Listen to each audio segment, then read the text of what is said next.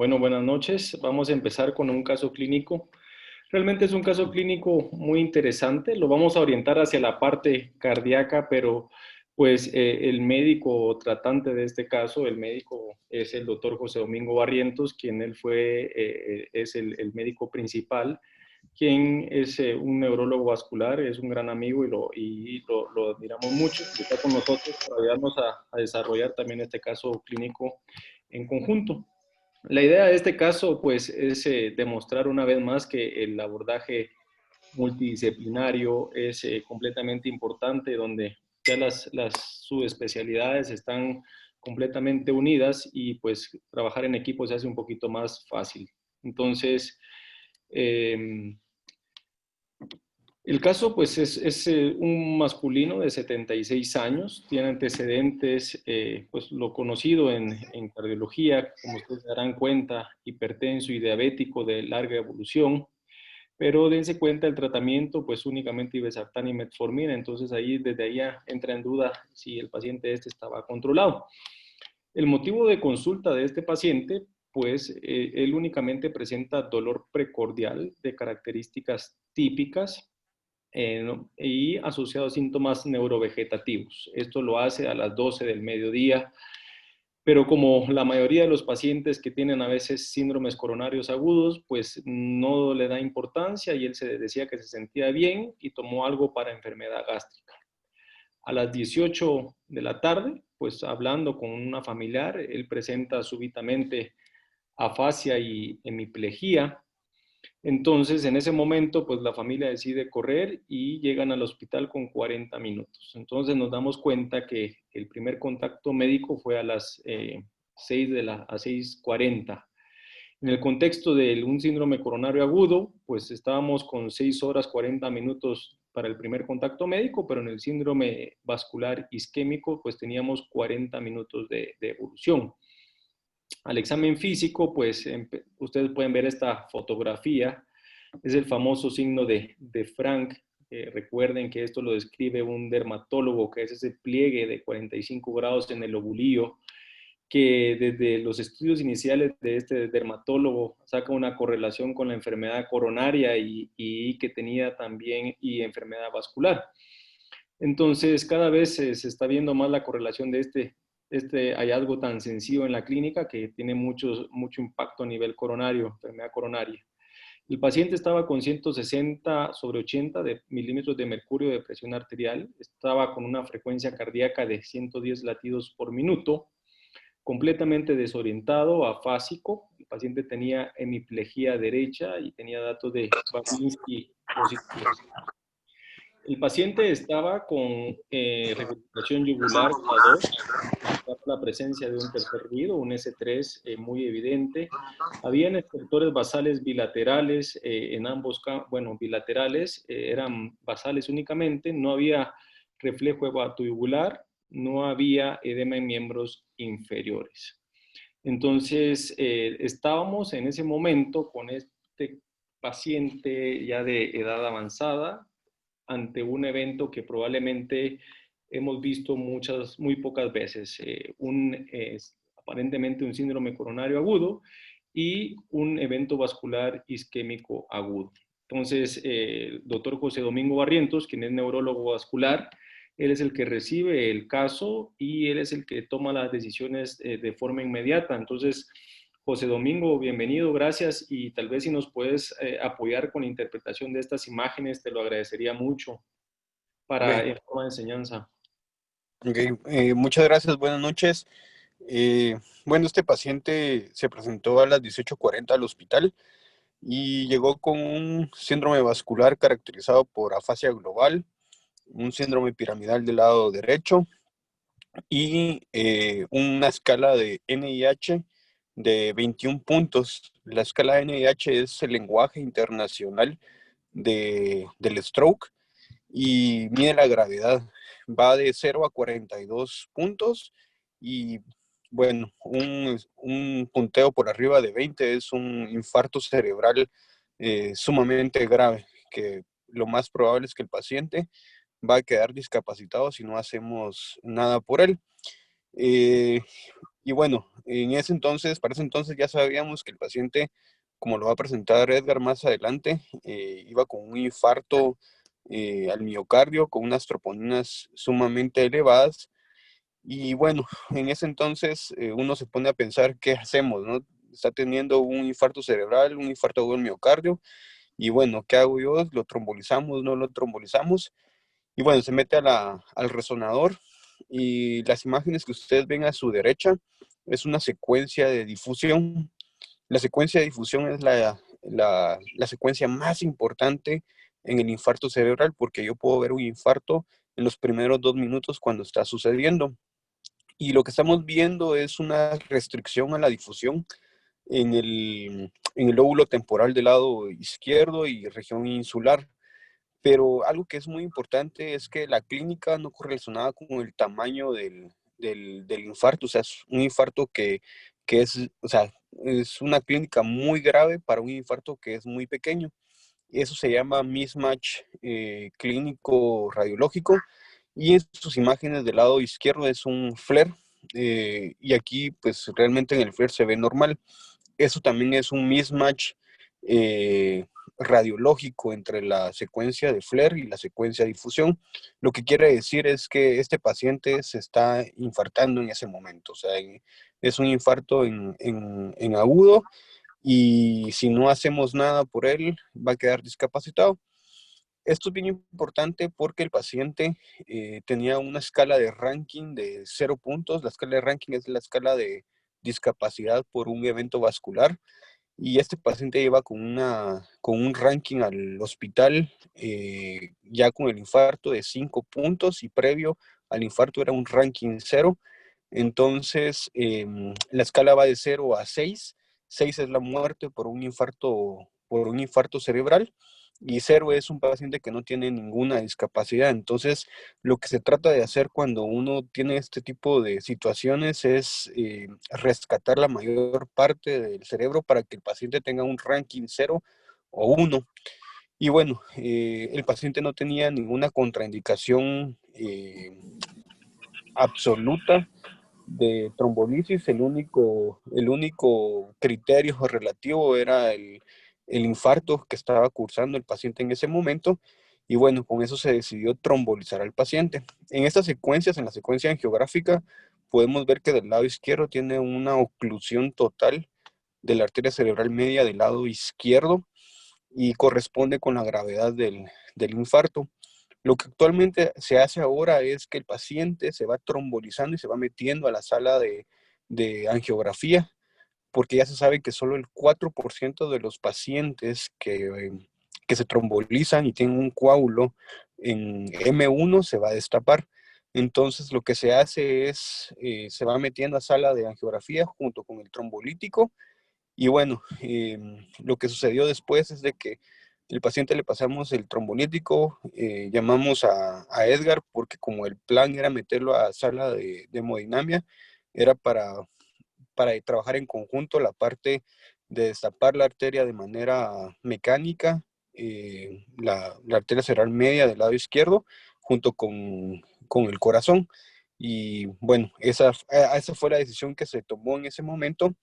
Luego de que se trombolizó, el paciente mejoró muchísimo, bajó el NIH de 21 a 11, y se hizo una angiotac previo a meterlo a sala de hemodinamia, la cual se encontró que la arteria cerebral media estaba totalmente, estaba permeable. O sea, ya se había disuelto el coágulo con el RTPA.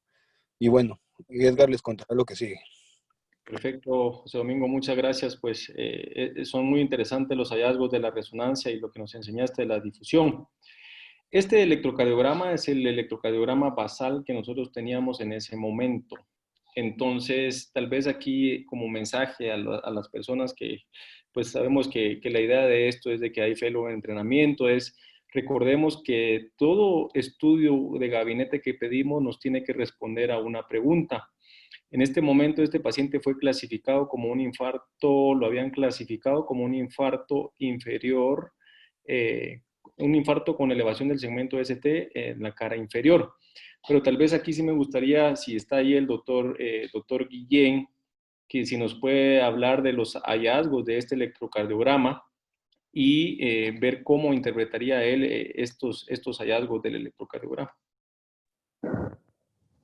Perfecto. Bueno, muy interesante el caso. Primero que es muy poco probable que encontremos un paciente que tenga dos lesiones al mismo tiempo en dos sistemas distintos, ¿verdad? Incluso es muy difícil encontrar dos obstrucciones en el sistema coronario, no digamos a nivel coronario y a nivel cerebral. El electrocardiograma, si ustedes se dan cuenta, es un PR que está limítrofe en algunos lugares, pero no es un PR normal. Tiene un eje que es indeterminado, tiene S1, S2, S3. Entonces, aunque uno se animaría a decir que con un ABS tan negativo, el eje está a la izquierda, realmente esto es un eje indeterminado, lo que se conoce como un corazón punta atrás, de acuerdo a la escuela mexicana. Quisiera uno ver que hay necrosis a nivel de la región inferior, pero si ustedes se dan cuenta, hay ondas RC embrionarias en D2 y en D3, lo cual no nos orienta a que tengamos necrosis aún. Hay nivel del ST que es más importante en D3 y en ABS, que aunque es mínimo ante la clínica del paciente, estamos obligados a descartar que el paciente esté con cardiopatía isquémica. En las derivaciones precordiales es claro que tenemos imagen de RCR' a nivel de B1, con poca progresión del primer vector a nivel precordial. Entonces sería bloqueo de rama derecha con un eje indeterminado, un PR limítrofe en algunas derivaciones y datos de lesión subendocárdica en la región inferior. Eso es lo que nos dice el electro inicial. Perfecto. Gracias, doctor. Pues si nosotros vamos a revisar las guías de infarto con elevación, pues ahora ya entra en el contexto que la presencia de la rama derecha nos podría hablar de una oclusión a nivel de la descendente proximal. Entonces, pues gracias por los hallazgos y como esto lo estamos haciendo de forma retrospectiva, va a ser un poquito más fácil. Nos vamos a dar cuenta que el paciente un año antes había sido estudiado de forma ambulatoria y pues este era el electrocardiograma basal de un ecocardiograma dobutamina que se le hizo al paciente. Si se dan cuenta en este electrocardiograma, pues no estaba la presencia de la rama derecha y pues estaba esa imagen, doctor, y tal vez aquí como enseñanza o como duda, o doctor Leal, también si nos ayudan a, realmente esto lo tomamos como necrosis, porque si nos vamos a ver B5, B6, tampoco es son los hallazgos típicos y nos hablan, yo en este momento, yo lo hubiera tomado como una necrosis inferior y también considerando que V5, V6 tampoco es los hallazgos normales de las derivaciones precordiales, pero pues aquí me gustaría oír el punto de vista de ustedes. Ok, acá en este electro vemos que es de bloqueo de primer grado, el PR que sí está prolongado, un eje que está completamente hacia la izquierda, sí tiene necrosis inferior, vamos a ver, solo lo voy a agrandar acá. Ok, tiene datos de necrosis inferior y vamos a ver. Ok, la otra cosa que me llama la atención es que en algunas derivaciones, principalmente en las precordiales, el QT está un poco prolongado. No lo puedo medir acá para sacar el QT corregido, pero sí estoy seguro que el QT mide más del 50% del RR. Entonces, eso también nos orienta que el paciente sea isquémico. Y por supuesto que es claro que la progresión del primer vector en las regiones precordiales izquierdas está completamente abolido. Entonces, es un paciente en contexto isquémico con bloqueo fascículo anterior y bloqueo AB de primer grado. Con respecto al comentario de que el bloqueo de rama derecha nos indica una obstrucción anterior con el evento previo, Esto es cierto siempre y cuando se demuestre que el bloqueo de rama derecha es nuevo. Pero si el Correcto. bloqueo de rama derecha es antiguo, entonces no podemos aseverar que el paciente esté con una obstrucción aguda, aunque obviamente la clínica es lo más importante y nos respaldamos con las troponinas, que en la actualidad los podemos tener muy rápido, ¿verdad? El resultado para poder confirmar el diagnóstico. Perfecto, doctor. Creo que es muy importante lo que dice. Nosotros ahorita lo estamos viendo de forma retrospectiva. En el momento de la emergencia solo teníamos el electro con la imagen de la rama derecha, no teníamos esto.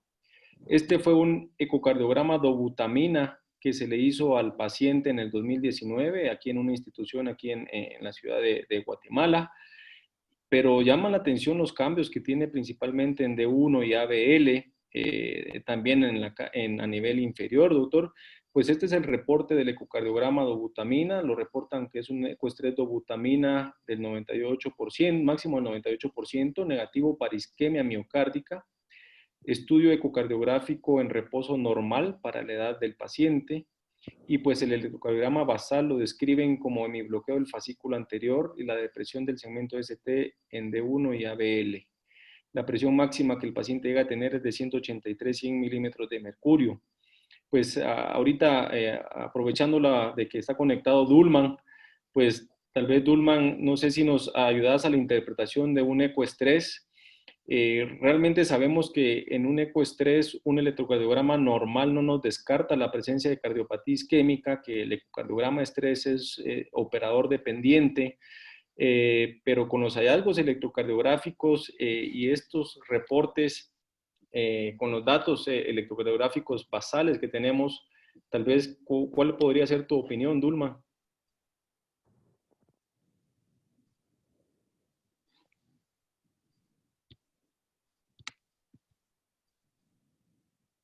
Si no, Betty, ¿estás ahí?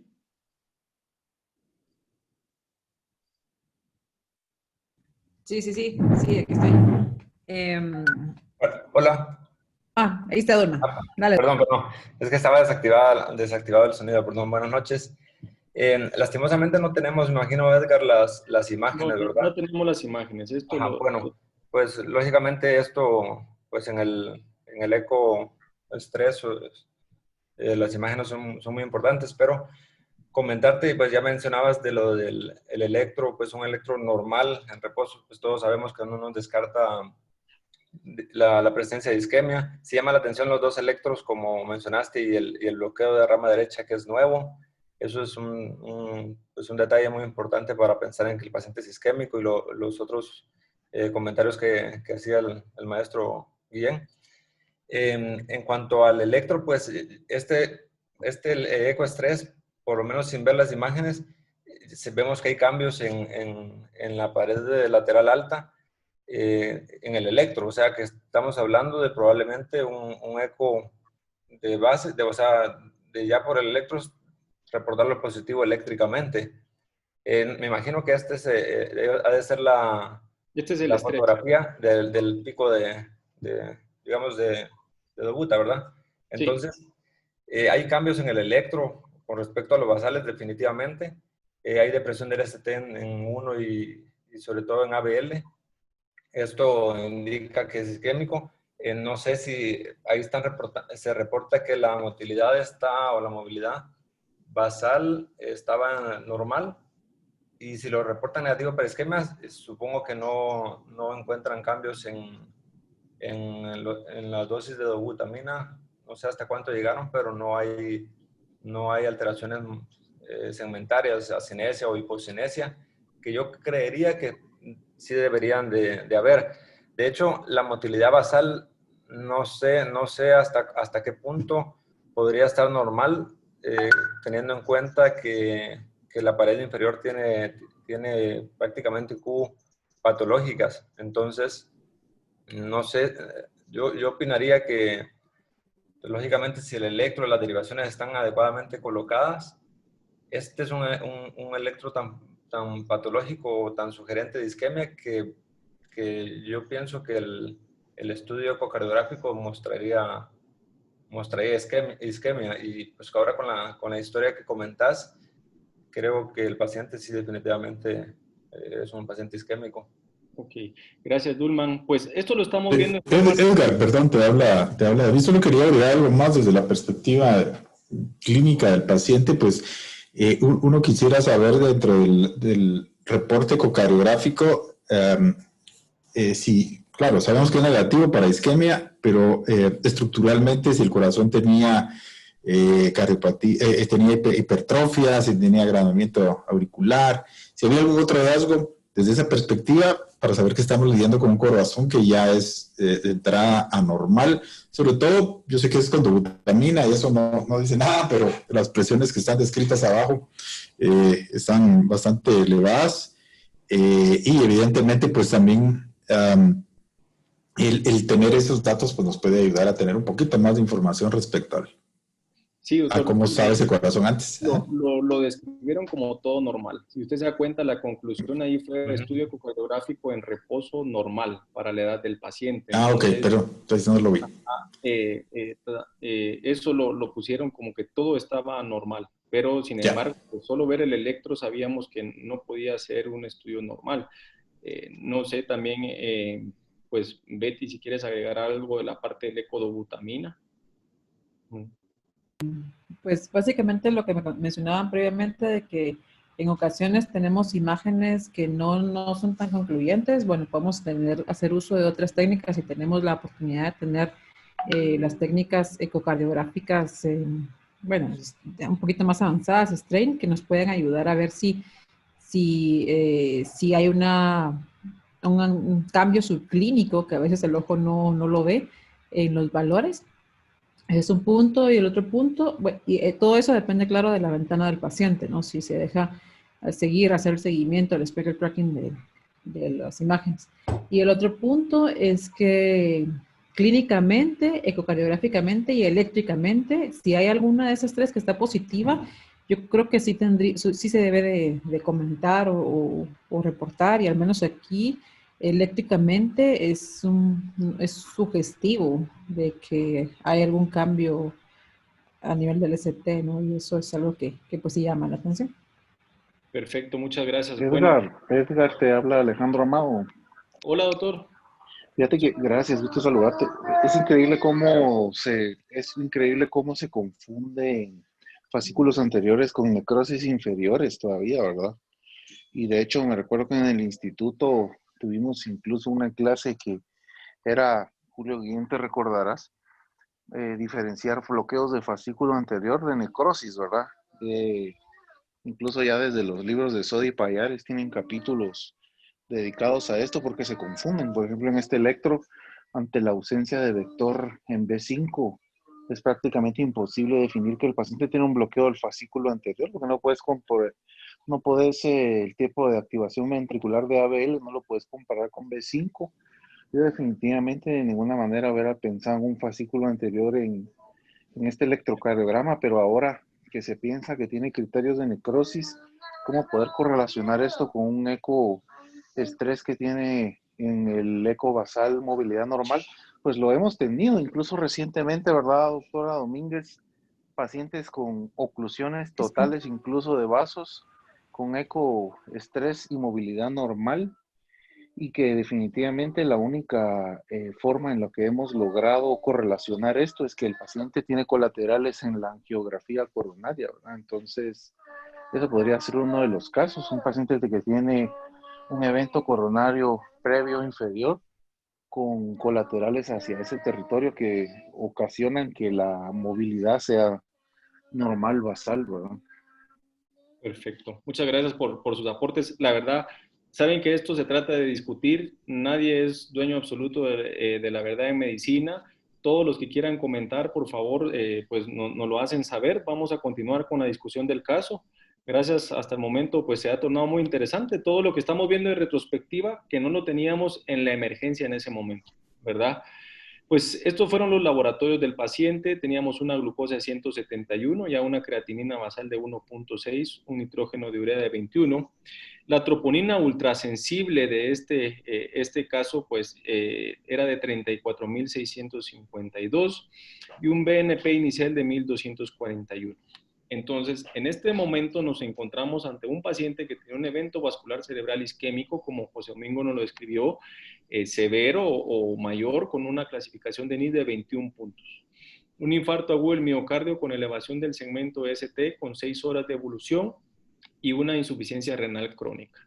Aquí hay gente que tiene mucha experiencia y la verdad, yo no sé si les había tocado la oportunidad de tener, o yo creo que era momento de que daban ganas de salir corriendo a todos porque estábamos ante este caso complejo y pues aquí teniendo este caso ya que discutimos cuál hubiera sido la conducta que hubiéramos tomado. Hasta este momento, si alguien quiere agregar algo, si no, continúo con la discusión.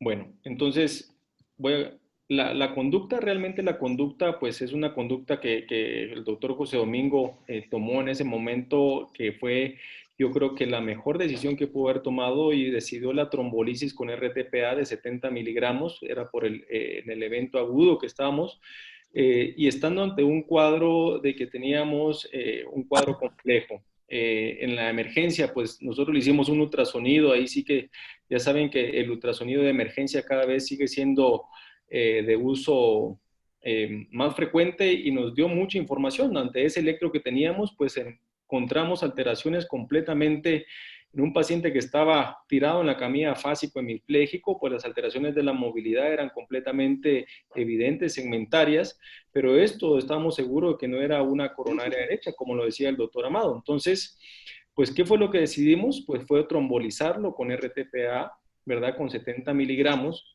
Y en ese momento, pues, el plan fue el siguiente: hacerle un estudio de angiotomografía control, porque la oclusión cerebral, como la describió José, era en partes proximales, y si no, habría que también haber incluido la apertura mecánica a través con angioplastía cerebral, y luego realizar una angioplastía coronaria.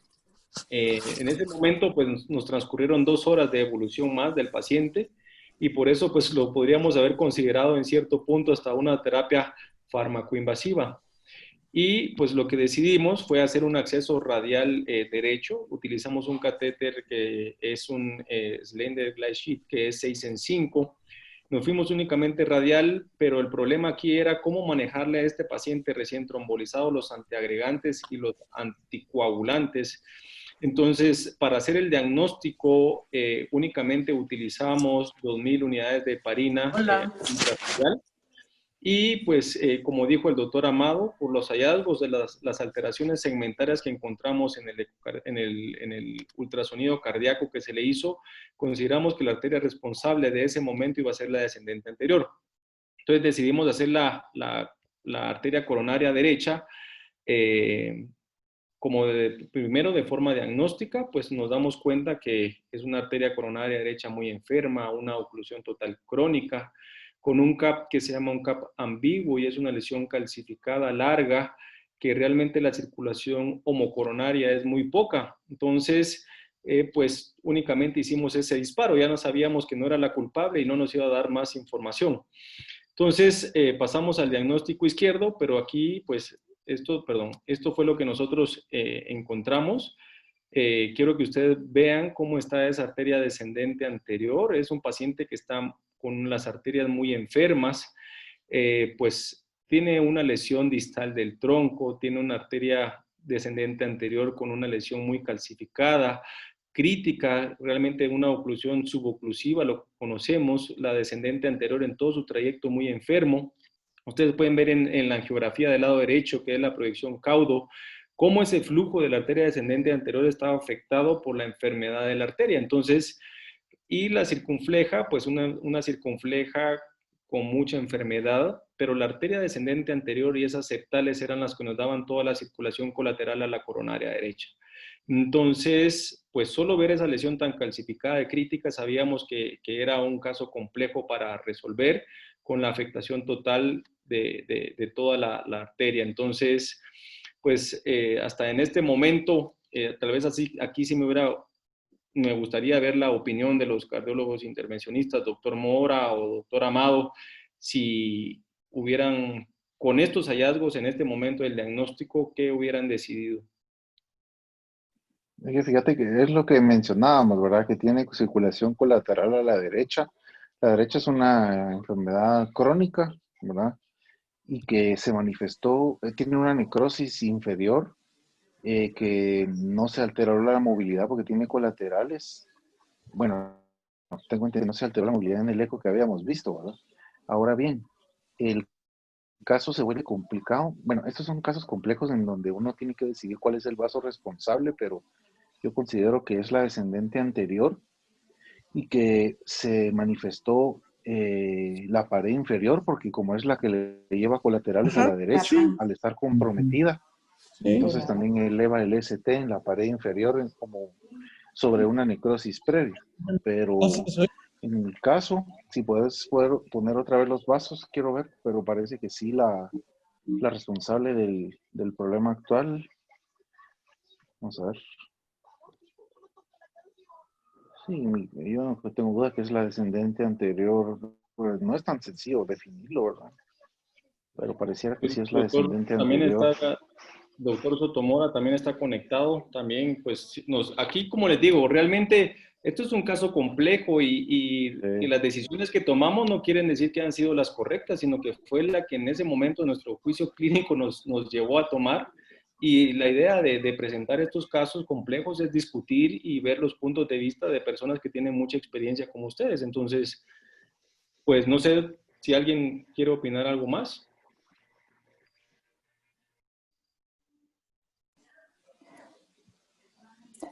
Sí, Edgar, llama la atención, digamos, que la circulación colateral que llena, digamos, que está llenando, digamos, a la descendente posterior pareciera ir, digamos, de la circunfleja y no de la descendente anterior.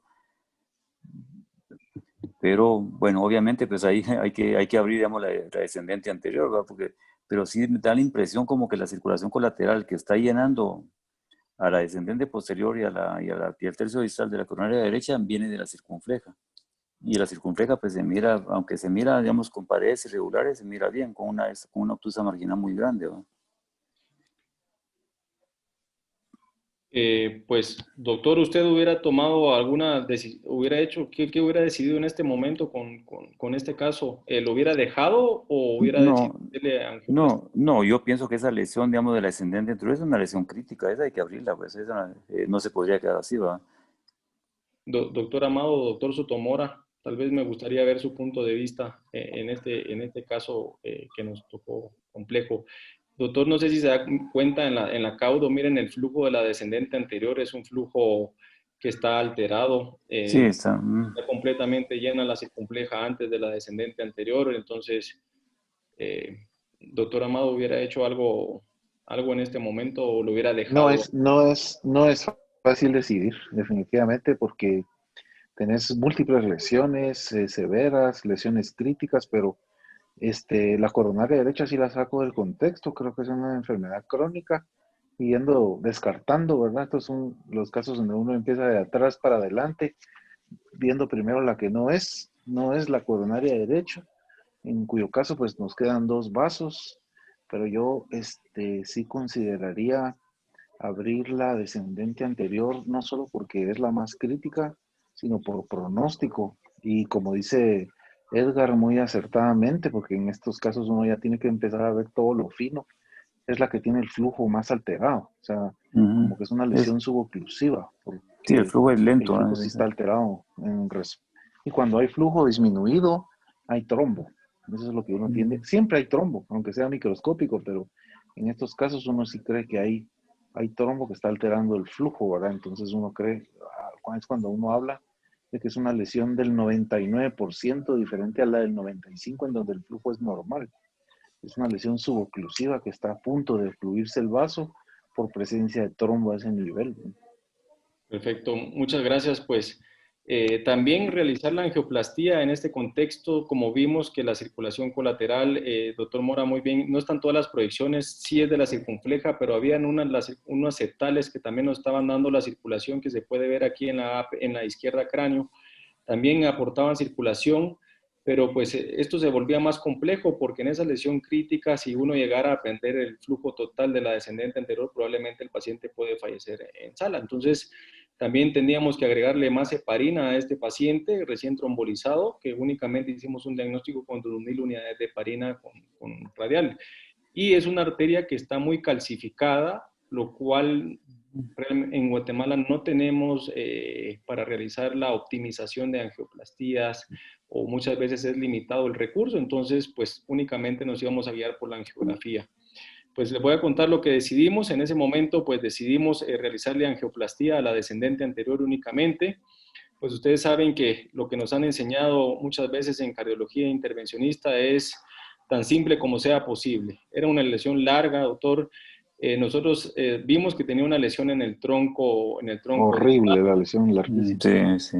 Tiene una lesión después de la curvatura. También queda una plaquita residual. Dense cuenta que esa imagen hasta parecía un flap de disección. Cómo mejora la circulación colateral en ese momento, y también después de esa segunda diagonal. Las diagonales también van. Cómo está muy enferma la arteria. Entonces, aquí lo único que nos quedaba en esta lesión calcificada era optimizar con balones NC. La verdad les digo, en este momento nosotros queríamos poner un 275 pensando que el diámetro luminal, por tanto calcio, iba a ser reducido 18, pero únicamente teníamos la disposición de un 320. Entonces, que fue el stent que nosotros decidimos, y tuvimos que realizar después una posdilatación. Este es nuestro resultado final. Sin embargo, a la parte distal, después de la diagonal, decidimos, queríamos unos balones no medicados, pero únicamente decidimos realizarle angioplastías con balón. Aquí tal vez solo una pregunta, y me gustaría concreto que en ese momento pues queda la duda, por esa lesión distal que se ve, esa lesión, ¿alguien hubiera decidido agregarle, ponerle otro stent distal, o hubieran dejado en este momento así el resultado final? ¿Te referís distal al stent? Sí, ¿O doctor, distal al vaso? No, distal al stent, perdón, distal al stent. Queda una plaquita residual. No teníamos ultrasonido intravascular para poder optimizar, ver la posición, ver la expansión del stent. No podíamos ver si había disección residual, pues, pero sí, angiográficamente hay una lesión, una lesión distal al stent, pero es una descendente anterior que es muy enferma. Pues siempre lo hemos dicho y nos lo han enseñado, los stent no curan la aterosclerosis, pero entonces en ese momento nosotros, la verdad, decidimos dejarlo así por la complejidad del caso. No sé si alguien hubiera hecho algo diferente. La verdad es que hay que estar ahí para saber qué hacer, ¿verdad? Porque yo sentado aquí en la comodidad de mi casa, yo te puedo decir, yo hubiera puesto otro, pero estar en ese momento, después de que trombolizaron al paciente por un SB, con un caso tan complejo, en donde tuviste pues la buena capacidad de hacerle una angioplastía a la DEA, no te hizo no reflow, tenés flujo. Realmente, uno, si realmente no la abrís, tampoco es condenable. O sea, yo creo que sí tiene indicación de poner otro stent, pero habría que estar en ese momento como para haber decidido, ya la dejo ahí, o sea, ya es demasiado. De repente a la buena le pones el otro stent y te hace no reflujo. Sí. Ahí sí que, como decía el doctor Marco Peña, keep it simple, dejémoslo simple. Habían otros que decían lo perfecto es enemigo de lo mejor. Entonces, creo que estos son unos casos en donde uno, por tratar de hacerlo todo perfecto, se puede echar a perder el caso, ¿no? Pues sí, sí, obviamente ya se había logrado un buen flujo, digamos, distal. La arteria distalmente está muy enferma, digamos, el tercio distal de la descendente anterior es sumamente delgadito y sumamente enferma, y entonces ya se había recuperado el flujo. Tal vez meterse a poner otro stent sería buscarle problemas, digamos, a un caso que ya de por sí era demasiado complicado. Se seca la arteria, se tapa, hace fenómeno de reflujo y se te muere el paciente ahí, ¿no? Mire cómo llenan ahora llena muy bien la circulación colateral, doctor, cómo mejora realmente después de abrir esa descendente anterior, y el flujo mejoró. Hasta aceptables se miran ahí. Y lo discutimos y la verdad, como les dije, decíamos, no, está tan complejo que decidimos dejarlo ahí, solo poner ese stent nada más focal. No teníamos, queríamos uno un poquito más corto inicial, pero no lo tuvimos. Entonces, bueno, pues este fue nuestro resultado final y tal vez aquí va la evolución. También recién trombolizado a este paciente con alto riesgo, solo decidimos darle 300 de clopidogrel y 300 de aspirina. Únicamente nos guiamos por el tiempo de coagulación activado con un tiempo desde 250. Pero para continuar el caso, y lo interesante viene que en el día 1 el paciente, pues desde su ingreso ya tenía datos de insuficiencia cardíaca. Dense cuenta que mantenía presiones elevadas de 130 a 70, ese corazón tan dañado, estaba muy taquicárdico, pero el paciente en la parte neurológica empieza a mejorar excepcionalmente. Entonces empezamos a manejar la insuficiencia cardíaca con nitroglicerina intravenosa y furosemida. Al día 2, el paciente desarrolla nefropatía por medio de contraste. Recuerden que se le hizo una angiotomografía control después de haberlo trombolizado, que se le sumó al contraste que nosotros hicimos. Y la creatinina máxima que llegamos a tener fue de 2.4 y a las 48 horas se le hace un TAC control que no demostró sangrado. Doppler carotidio, no tenían placas, entonces consideramos que como el doble infarto era evento embólico, pues empezamos anticoagulación a las 48 horas y aquí Betty nos ayudó a hacerle un ecocardiograma. Tal vez si nos puedes comentar, Betty, ¿qué le encontraste al eco nada más?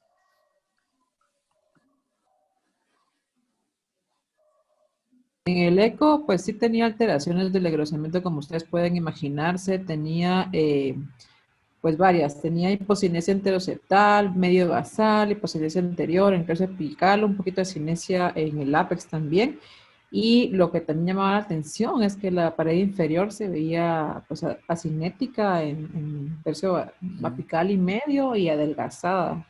Y bueno, se veía que probablemente, obviamente, como vieron que ya tenía la lesión crónica, esto no era lo nuevo, sino que lo nuevo era la pared, las paredes que dependían de la circulación de la DA.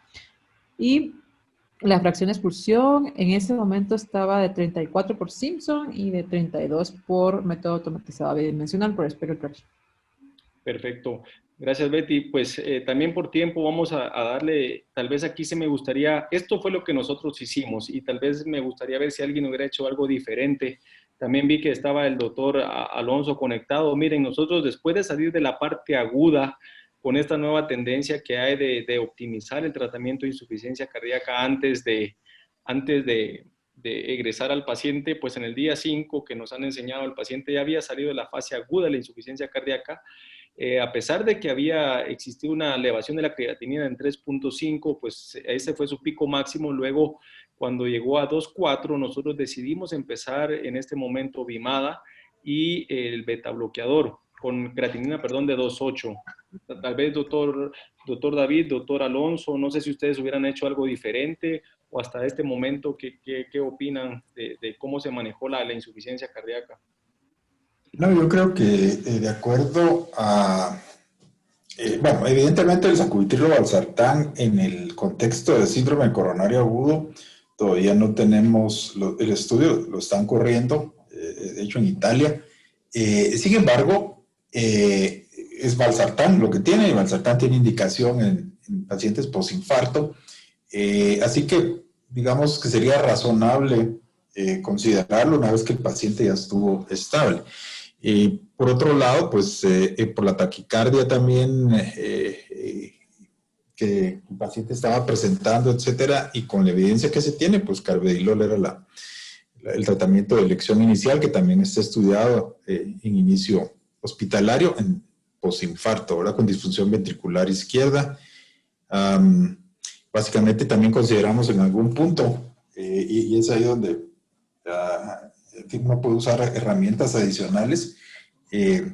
Cuando me preguntó Edgar sobre esto, pues también cuando uno se le traban las carretas, pero no fue el caso del paciente porque fue mejorando, pues puede usar una cardiografía por impedancia para determinar qué es lo que ese paciente necesita hemodinámicamente en la fase aguda para salir. Una opción que se puede utilizar en vez del sacubitrilo valsartán en estas circunstancias con insuficiencia renal es utilizar la combinación de hidralazina de intrato isosorbide. Lo platicamos también con Edgar, en combinación con carvedilol, que se puede usar en insuficiencia renal. Y una vez que el paciente se estabiliza su función renal, que este es el caso, pues uno transiciona a sacubitrilo valsartán también de acuerdo a los estudios clínicos. Perfecto. Pues al día 7, esta fue la evolución del paciente. Gracias, doctor. Este fue el tratamiento con el cual nosotros lo mandamos a casa con una creatinina, previo al egreso fue de 1.8 y este es el tratamiento que nosotros dejamos completo para insuficiencia cardíaca.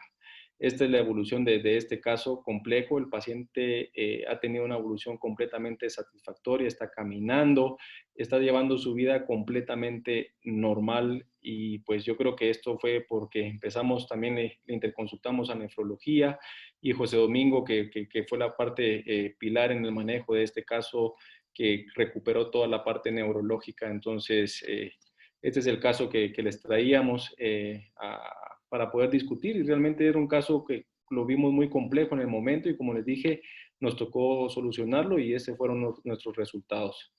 Entonces, pues con esto yo sé que por tiempo ya estamos sobre el tiempo y estamos tratando de hacer las sesiones un poquito más cortas, pero pues muchas gracias a todos por las opiniones.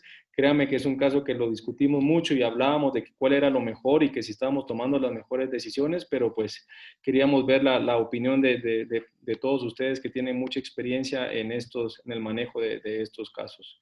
De forma solo breve, Marisa tiene 2 diapositivas, me dijo que ya eran 2 diapositivas, donde iba a compartir si había alguna evidencia de infarto, de síndrome coronario agudo con AVC. Y si no, también lo que nos daba la duda es que consideramos que el evento era completamente cardioembólico y por eso pues nosotros decidimos agregarle rivaroxaban dosis de 2.5 como triple terapia, pensándosela dejar únicamente un mes y pues al mes íbamos a quitar la aspirina y dejar únicamente con un Novaclopidogrel al paciente.